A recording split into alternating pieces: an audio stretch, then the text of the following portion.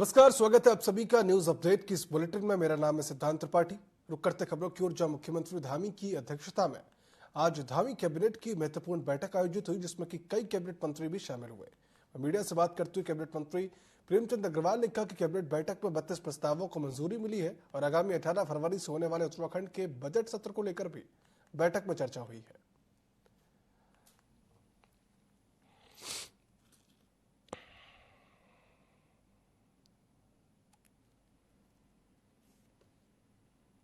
बत्तीस प्रस्तावों पे चर्चा हुई है। माननीय मंत्रिमंडल ने उस पर चर्चा की है और एक जिस प्रकार से हमारा बजट आ रहा है उस पर भी बातचीत हुई है।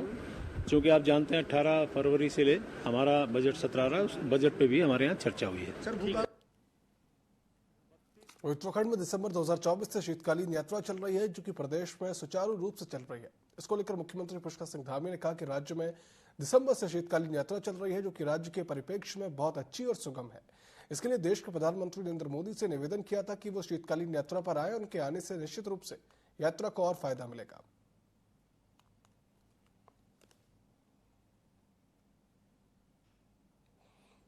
पूरे वर्ष भर यात्रा चलेगी।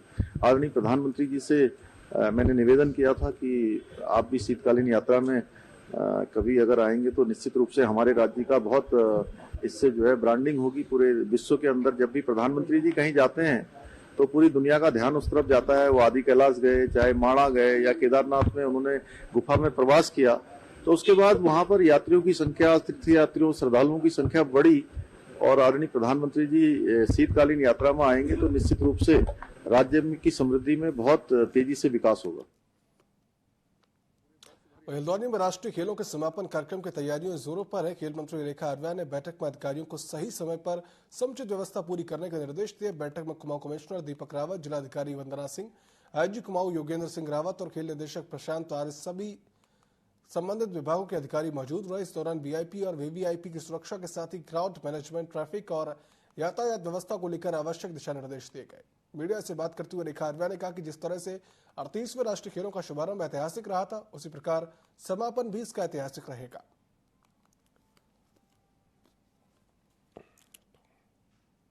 जिस प्रकार से आगाज हुआ था, आप हम सब लोगों ने देखा था कि बहुत ही हिस्टोरिकल रहा है। ठीक उसी तर्ज पे जो है माननीय मुख्यमंत्री जी के निर्देश है कि समापन जो है अब गोलापार हमारे हल्द्वानी जनपद नैनीताल में होने जा रहा है और 14 फरवरी को समापन होने जा रहा है। और 14 फरवरी को समापन जो है हमारे केंद्रीय गृह मंत्री जी के कर कमलों से होने जा रहा है। तो यह कार्यक्रम भी उतना ही वृहद और उतना ही ऐतिहासिक रहे। तो आज उसी की तैयारी बैठक जो है हमने ली है और निश्चित रूप से ये गोलापार में जब ये समापन होगा तो ये भी अपने आप में इतिहास रचे, उसकी तैयारी की गई है। इसमें कोशिश की गई है कि हमारे अब तक का जो हमारा 38 नेशनल गेम का जो सफरनामा है वो हम सबको दिखा पाएं। इसमें कोशिश की गई है कि हमारे जितने एथलीट हैं, जितने हमारे गोल्ड मेडलिस्ट हैं, जितने हमारे मेडलिस्ट हैं, उन सब को हम लोग सम्मान दे पाएं, उनको विजुअलाइज किया जाए ताकि सब लोग उनको बहुत अच्छे ढंग से जान पाए कि आज हम गोल्ड मेडल में 20वें स्थान पर हैं और 20 गोल्ड मेडल के साथ में है और 7वें स्थान को हम बनाए हुए हैं, जो कि बहुत गर्व की बात है। जिस प्रकार उत्तराखंड में 27 जनवरी से यूसीसी लागू हो चुका है। यूसीसी के खिलाफ जाने पहचाने फिल्म अभिनेता के भाई अलमासुद्दीन सिद्दीकी और उनके साथियों ने हाईकोर्ट में पीआईएल दाखिल की है। इसको लेकर कैबिनेट मंत्री प्रेमचंद अग्रवाल ने कहा कि यूसीसी में सभी जाति वर्ग समुदाय को बराबर का दर्जा दिया गया। यूसीसी में सभी के लिए बराबर का सम्मान है। कुछ लोग विरोध कर रहे हैं, उन्होंने यूसीसी को समझा नहीं तो हाईकोर्ट गए, लेकिन वहां से भी उनको कोई राहत नहीं मिलेगी।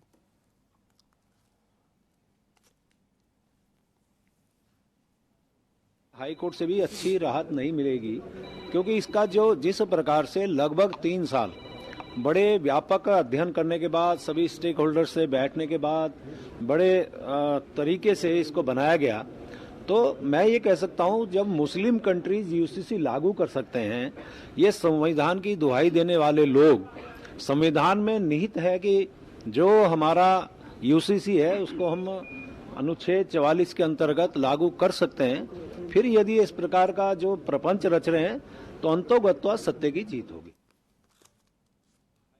प्रदेश में लंबे समय से भू कानून की मांग उठती आ रही है और ऐसे में अब सरकार भू कानून लागू करने की तैयारी कर रही है। और दूसरी तरफ विपक्ष सरकार की मंशा पर सवाल उठा रहा है। उपनेता प्रतिपक्ष भवन कापड़ी का कहना है कि भाजपा भू कानून की बात कर रही है, लेकिन बात कानून लाने की नहीं बल्कि भू कानून लाने पर उसका क्या ड्राफ्ट होगा, राज्य को क्या फायदा होगा, ये जरूरी है। वहीं उन्होंने कहा कि सरकार भू कानून लाएगी तो लीपापोती करके लाएगी, जिससे कि राज्य का कोई हित नहीं होगा और सरकार केवल अपनी पीठ थपथपाने का काम करेगी।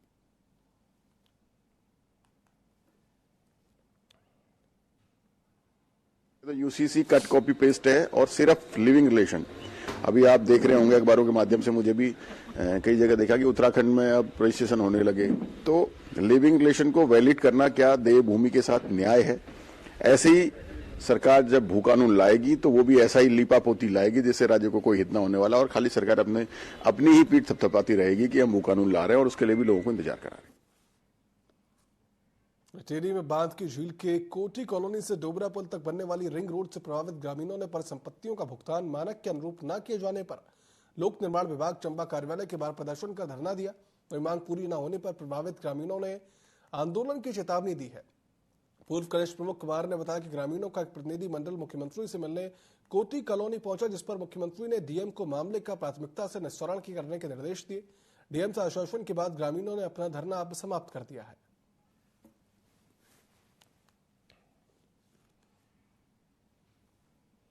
तिवाड़ गांव, कोटी कॉलोनी, डोबरा, जाग चौरा और राम गांव के लोगों द्वारा पीडब्ल्यूडी में धरना दिया गया, जिसमें कि ग्रामीणों की मांग थी कि जो पीडब्ल्यूडी द्वारा धोखा किया गया है, पीडब्ल्यूडी द्वारा लिखित रूप से हमें आश्वासन दिया गया था कि प्रति मकान 36,000 स्क्वायर मीटर के हिसाब से सबको पेमेंट मिलेगा, परंतु जब सब लोग एसओलो ऑफिस में गए तो वहां पर मात्र 12,000 रुपए प्रति स्क्वायर मीटर के हिसाब से लोगों को पेमेंट दिया गया, जिसपे एक धोखा है। हम लोगों ने पीडब्ल्यूडी में आज धरना प्रदर्शन किया और माननीय मुख्यमंत्री जी के पास भी कोटी कॉलोनी जाकर लिखित रूप में शिकायत दी है और माननीय मुख्यमंत्री जी ने आश्वासन दिया है कि जल्द इस मामले का निवारण किया जाएगा।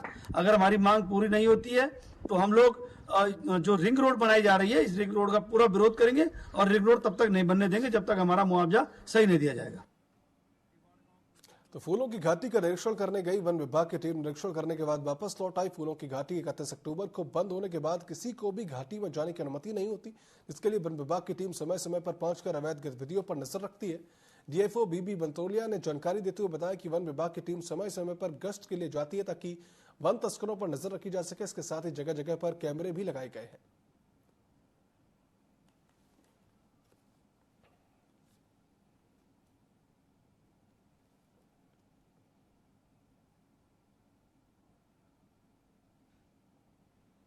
जगह जगह पर कैमरा टैब लगाए गए हैं ताकि ये सुनिश्चित कर लिया जाए कि इस क्षेत्र में कौन कौन से वाइल्ड लाइफ की प्रेजेंस है।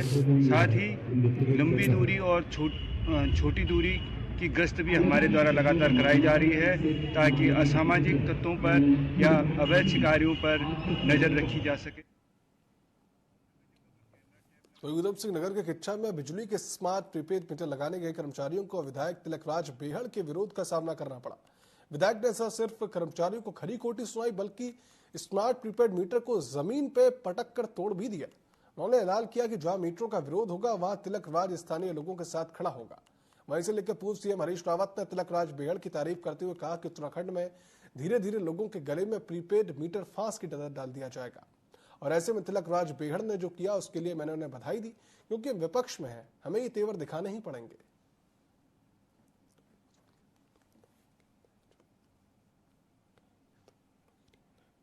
यहाँ डिजिटल लिटरेसी का स्तर इतना नहीं है कि जो है लोग प्रीपेड मीटर का ठीक से वो कर सके। और मैंने देखा है लोगों के उसमें घंटों, कभी कभी तो 2-2 दिन तक ये जो चार्जेस हैं इसके मोबाइल में नहीं आते हैं।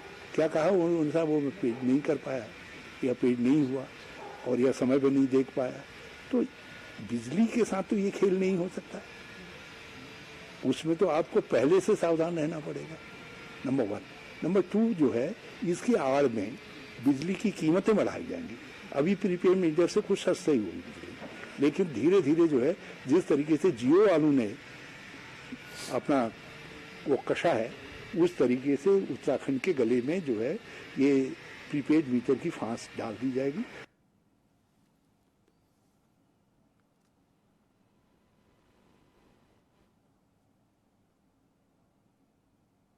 वहीं चंपावत में डीएफओ की अध्यक्षता में वन पंचायत सरपंचों की वनाग्नि नियंत्रण एवं आपदा प्रबंधन संबंधी 1 दिवसीय विकासखंड स्तरीय कार्यशाला का आयोजन किया गया। इस दौरान बैठक में जंगलों को आग से बचाने को लेकर चर्चा की गई। वही 15 फरवरी से शुरू हो रहे फायर सीजन को लेकर वन विभाग की ओर से तैयारी शुरू कर दी गई है। डीएफओ नवीन चंद्र पंत वनाग्नि नियंत्रण एवं आपदा प्रबंधन संबंधित अनेक प्रकार की जानकारी देते हुए वनों को आग से बचाने और आग लगने की घटनाओं को कम करने पर चर्चा की गई।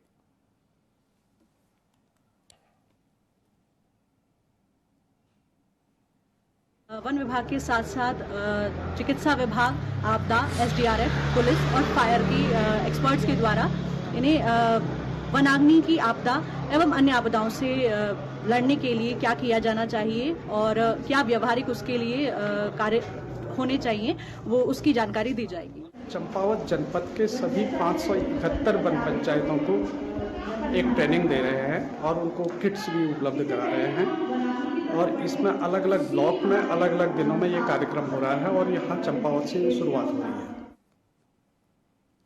तो संत शिरोमणि रविदास की जयंती के अवसर पर पूर्व मंडी अध्यक्ष संजय चोपड़ा के नेतृत्व में बिरला घाट पर मां गंगा के विशेष पूजा अर्चना के साथ भजन कीर्तन कर प्रसाद के वितरण के साथ संत शिरोमणि रविदास के चित्र पर माला अर्पण कर पुष्पांजलि अर्पित की गई। इस अवसर पर पूर्व मंडी अध्यक्ष संजय चोपड़ा ने कहा कि संत शिरोमणि रविदास मां गंगा के सच्चे भक्त थे। मुगल शासन के दौरान हिंदुत्व को जगाते हुए सनातन के लिए एक अनोखी मुहिम चलाकर जगत में नया प्रकाश के उन्होंने किया था। वहीं पूर्व मंडी अध्यक्ष ने सरकार से संत शिरोमणि रविदास के नाम पर बनारस में घाट का निर्माण किया जाने की मांग की है।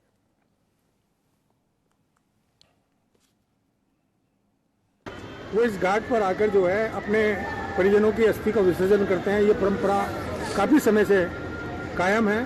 तो हमारी सरकार से मांग है कि इस घाट का नाम रविदास घाट होना चाहिए और रविदास जी की यहाँ विशाल मूर्ति का एक स्थापना होनी चाहिए जिसमें मुख्यमंत्री स्वयं आकर जो है इसका लोकार्पण करें। निश्चित रूप से क्योंकि पूरे विश्व भर के जो रविदास जी के अनुयायी हैं उनकी भावनाओं का सम्मान हो सके। और लगातार आपने देखा होगा कि यहाँ जो संस्था है रविदास जी का जो आश्रम है निर्मला छावनी में, वो लोग इसकी रेख करते हैं, देखभाल करते हैं और काफी समय से वो देखभाल करते हैं, लेकिन उनका भी काफी उत्पीड़न शोषण किया जाता है, उनको भी परेशान किया जाता है प्रशासन द्वारा।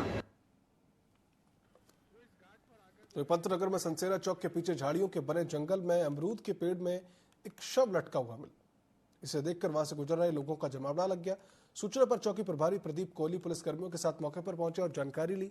इस दौरान ट्रांजिट कैंप थाने के एसआई महेश कांडपाल ने बताया कि 23 जनवरी को 22 वर्षीय युवक अनुज गंगवार की लापता हुई थी, जिसके थाने में गुमशुदगी पंजीकृत कराई गई, जिस पर पुलिस ने उसके स्वजन को मौके पर बुला लिया, जहां उन्होंने लाश की पहचान अनुज गंगवार के रूप में की। पुलिस ने शव को कब्जे में लेकर पोस्टमार्टम के लिए भेज दिया है।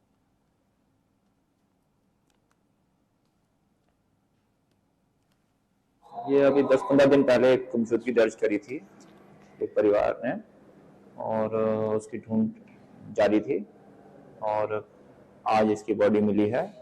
ये पेड़ पे जंगल में पेड़ में लटकी मिली तो और पोस्टमार्टम के लिए बॉडी को भिजवाया गया है और जैसे भी जो साक्ष्य मिलते हैं उस आधार पर कार्रवाई करेगी।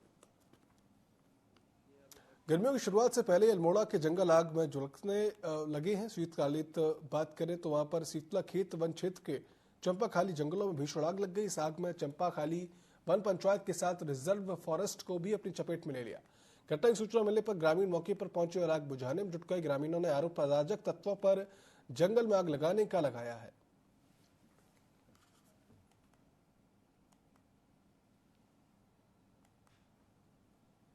वन पंचायत में आग लगी थी और उस आग को बुझाने के लिए वन पंचायत सरपंच बसंत सिंह जीना जी पहुंचे हुए थे और जो हमारा जंगल के दोस्त का गोल्डन आवर का जो समय है उस समय के अनुसार आधे घंटे के अंदर जंगल के दोस्त नरेंद्र सिंह और प्रताप सिंह बीज जी वहां पर पहुंचे और उसके साथ देवेंद्र सिंह जो बंदरोगा हैं कटपुनिया अनुभाग के, वो भी वहां पर पहुंच गए थे। और चिंता की कोई बात नहीं है क्योंकि आग को लगभग हमने कंट्रोल कर दिया है। तो जनपद में फायर सीजन को लेकर वन विभाग पूरी तरह से सतर्क हो चुका है। जंगलों में आग लगने की घटनाओं को रोकने और उन पर प्रभावी नियंत्रण के लिए ग्राम पंचायतों से लेकर आम जनता तक को जागरूक किया जा रहा है। डीएफओ डीपी बलौनी और गंगोत्री नेशनल पार्क के उपनिदेशक ने प्रेस वार्ता में कहा कि फायर सीजन के दौरान जंगलों में आग लगने की घटनाएं बढ़ जाती हैं, जिससे कि वन्य जीवों, पर्यावरण और स्थानीय लोगों को भारी नुकसान होता है। गांव-गांव में जागरूकता अभियान चलाया जाएगा, जिनमें कि ग्रामीणों को बताया जाएगा कि जंगलों में आग लगने के कारण क्या हो सकते हैं और इसे कैसे बचा जा सकता है। पूरे जनपद में तैनात वनकर्मी और फॉरेस्ट गार्ड जंगलों पर कड़ी निगरानी रख रहे हैं।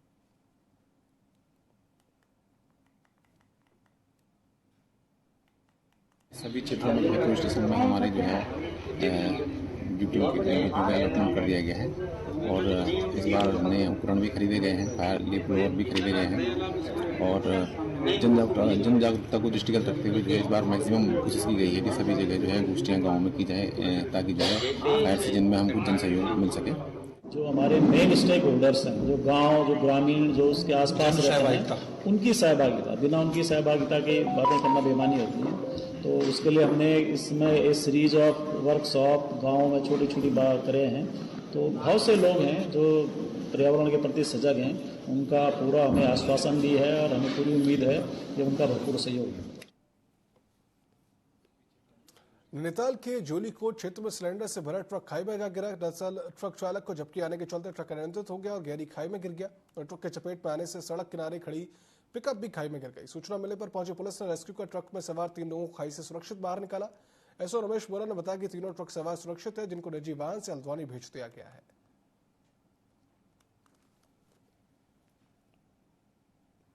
बागेश्वर से आ रहे एक इंडियन गैस के से भरे खाली मतलब जो सिलेंडर जिसमें खाली थे, उसके हमारे जोलीकोट में जो चेक पोस्ट है पुलिस की, उसके पास गिरने की सूचना प्राप्त हुई थी। तत्काल मौके पर पुलिस बल गया और उसमें 3 लोग, ड्राइवर समेत 3 लोग बैठे थे। ट्रक करीब 15-20 मीटर नीचे गया था और उसको तीनों को वहाँ से रेस्क्यू पुलिस टीम द्वारा किया गया और ज़्यादा चोटें नहीं थी, मामूली चोटें थी। अब अगली खबर देहरादून से, जहां पूरे देश को हंसाने वाला ये उत्तराखंड के हास्य कलाकार घना भाई का कल निधन हो गया। बता दें कि ऐसा कोई मंच नहीं था जिस पर कि घना भाई अपने अलग अंदाज में लोगों को हंसाते गुदगुदाते नजर नहीं आते थे। वहीं घनानंद कलाकार के साथ साथ भाजपा के वरिष्ठ कार्यकर्ता भी थे, जो कि 2012 में पौड़ी विधानसभा सीट से चुनाव भी लड़े थे। हालांकि राजनीतिक लड़ाई तो वह नहीं जीत पाए, लेकिन लोगों को हंसी खुशी और सुकून देने में वह हमेशा सबसे आगे रहे। उनकी विदाई में सभी की आंखें नम रही।